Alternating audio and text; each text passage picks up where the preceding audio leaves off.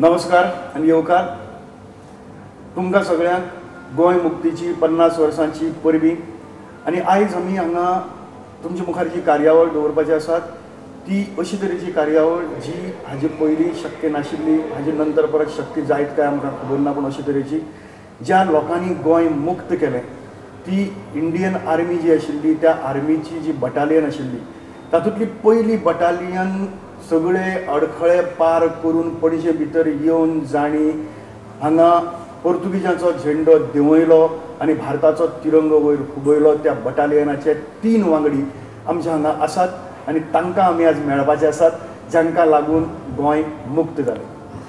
तातूंतले पयले आसात मेजर जनरल G.P. त्रिपाठी, जांची पिराय आज आसा 80 वर्सां आनी ते जेन्ना हांगा आर्मी घेवन आयिल्ले भितर तेन्ना ते आशिल्ले हांगाचे लिडींग कंपनी कमांडर आनी तांची पिराय आशिल्ली फकत 30 वर्सां. He was only 30 years old at that time. Today he is 80 years old. दुसरे आमचे बरोबर आसात colonel J.S. Pental. He was adjutant at that time. Today he is 77 and at that time he was 27-year-old young boy, a young officer. And तिसरे आमचे बरोबर हांगा आसात colonel H.S. Behl, who was intelligence officer at that time in the battalion, and of course he was just 25-year-old. Sir, welcome to Goa after 50 years for this celebration, and thank you very much for being here in Goa for our celebration. So just to begin with, we are curious. We know that okay, Goa was liberated and all these things, but how did you start and where did you start from? Where did your battalion come from? Tell you frankly, we had no idea that our outfit, that is the para brigade and 1 para and 2 para and 6 para which happen to be in this brigade are going to be committed for this particular operation. But the clouds were gathering. There was agitation in Goa. Pandit Nehru had publicly announced that now, since the negotiations have not been fruitful, we are going to resort to force. And because of that, everyone knew that sooner or later, Army or Defence Forces are going to make an attempt to throw the Portuguese out of their colony. Now, at that point, as I said, we did not know that we would be the chosen ones who would be given this particular task. I was then doing an intelligence course at Pune, and I don't really know what orders were received by the battalion which happened to be at Agra. Actually, at Agra, we didn't know where we were heading for. All we were told was to pack up and we are going somewhere. But so it's only when we reached Belgaum that we got to know we are here for a particular. Interesting. He had just got married. I had just got married. 2 months old marriage. His was only probably 10 days old marriage. Yeah, our wives didn't know where we were going to, and we were packed up with the train already. Go. And wives are wondering what is happening. So we had to ring up our relations to come and collect our wives. We are going for some job. Where we are going at that point of time, we just didn't know till we landed in Belgaum. Then we realized probably there we are heading. But that time it was you were completely ready. No. You were told to go. You have said get ready. Just get ready. Trains were lined up at Agra. We boarded the trains and top speed, not stopping anywhere and all those things. Coming. Oh, it was a direct. Yes. Special train. Yeah, coming to Pune. Coming to Pune, from Pune to Belgaum. I was doing an intelligence course at Pune. I see. You were in Pune, you were not in Agra? No, I was not with the battalion then. Okay. When they moved out. I was doing this course, and during the course, we were required to go and do studies about air photo interpretation. So we had gone to the railway station Pune, just outside there. And I saw a military special steaming in, and then it came to a grinding halt because possibly it didn't get the green signal from the station master. So it was a railway crossing or just train had stopped? Yeah. The train stopped Okay. just outside the Okay. signal because it didn't get the green signal. Okay. And wondering as to who these people are. And then we saw people in maroon berry, maroon puggy, because that's our color.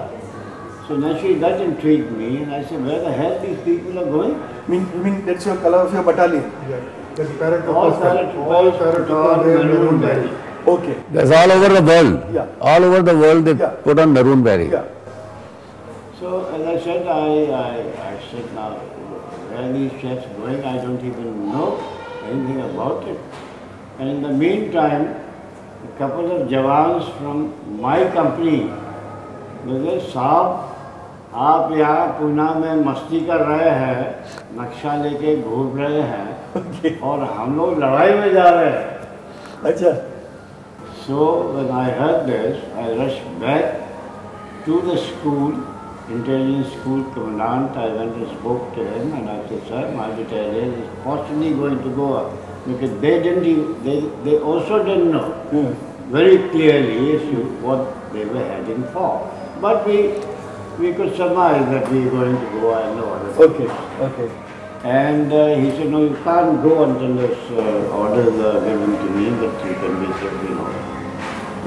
released from the course. And thereupon, myself and there was a colleague of mine, Major Parminder Singh, we both decided to bhago from the course, and we caught a train. You ran away from your course. Yeah, ran away, definitely. And Why? Because you wanted to participate in the war. naturally, Obviously.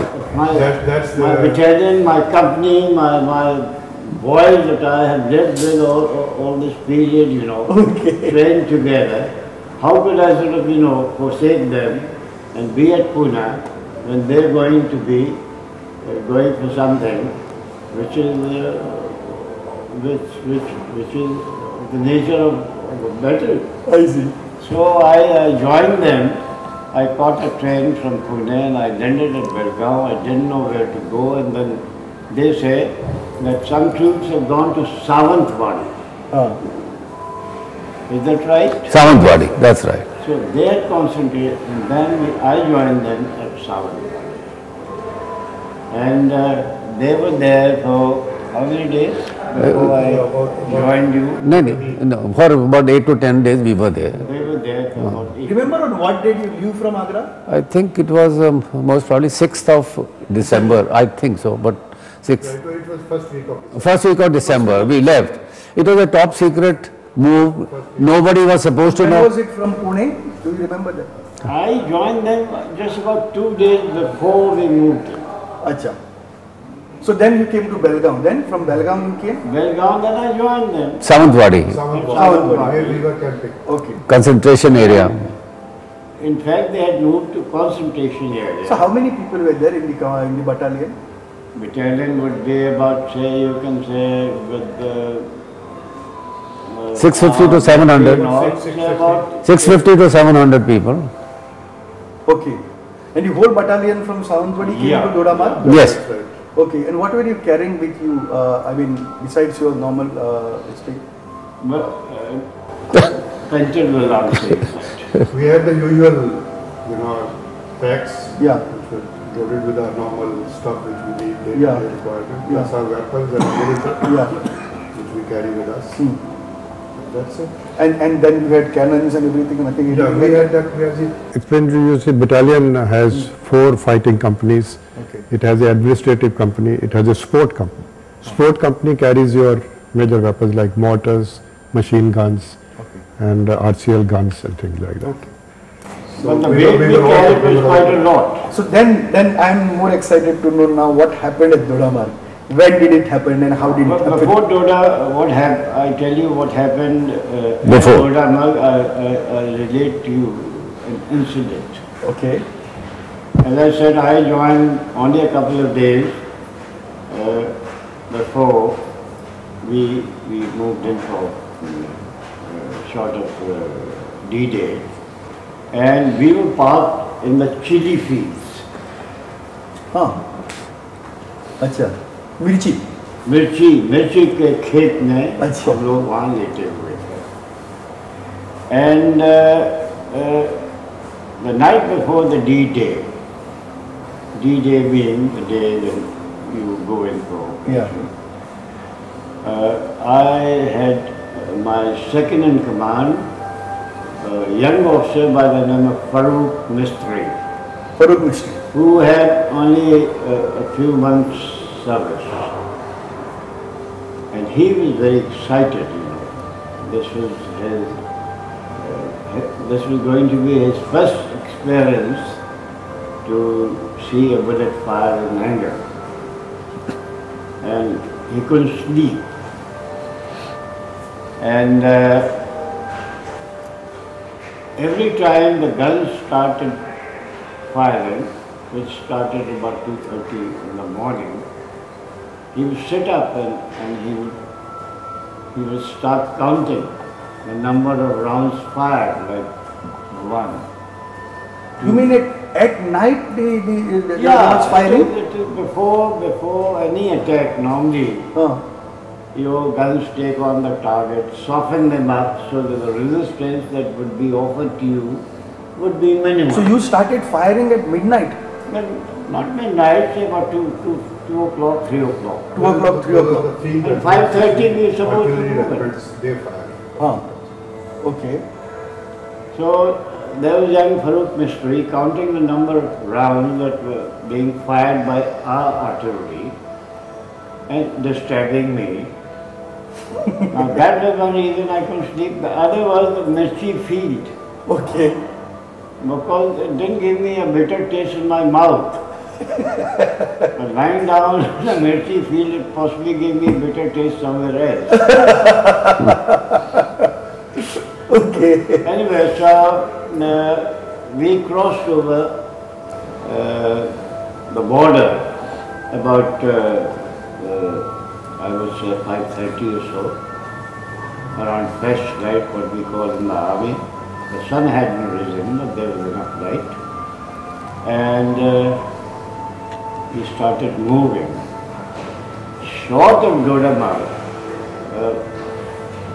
the leading elements were fired by an armored car kind of vehicle, which had a small caliber gun. And 2 of our boys were shot up and they were in jail. Havaldar and the Tariq. Anyway, they were tackled and brought to heel.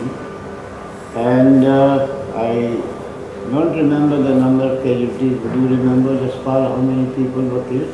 3 killed? Yeah, the Portuguese, they, about 3 or 4 people were. No, more than that. But there was actual battle at that time. I think firing took place. Yes, cross yes. firing took Yeah, place. yeah. Yeah, that's right. People I killed, don't remember the exact figure, but half a dozen injured, or so. and quite a few surrendered. So we had a And sharp... were there any injuries on our side? Yeah. Okay. But no casualties? But no casualties. No fatal casualties.